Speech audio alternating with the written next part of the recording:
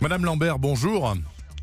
Bonjour. Madame Lambert, quand vous avez appris que des centaines de kilos de viande abattue frauduleusement en Pologne, les Polonais disent que c'est de la viande saine, on peut peut-être en douter, ont été vendus en France, comment avez-vous réagi ? Révolté de voir que des circuits commerciaux comme ça existent encore. En France, nous avons une rigueur sanitaire très élevée. Nous la respectons. Nous avons même la traçabilité sur les produits transformés.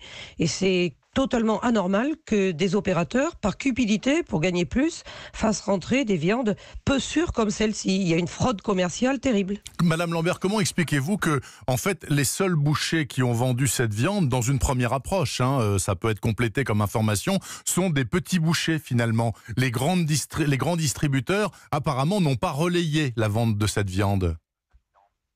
Tant mieux, ça veut dire que ce sont des circuits commerciaux différents, mais qu'il faut tous les surveiller. C'est-à-dire qu'aujourd'hui, nous savons qu'il y a des importations de viande étrangère dans la restauration hors domicile et à différents endroits. Et le ministère de l'Agriculture et les autorités sanitaires doivent être extrêmement vigilants.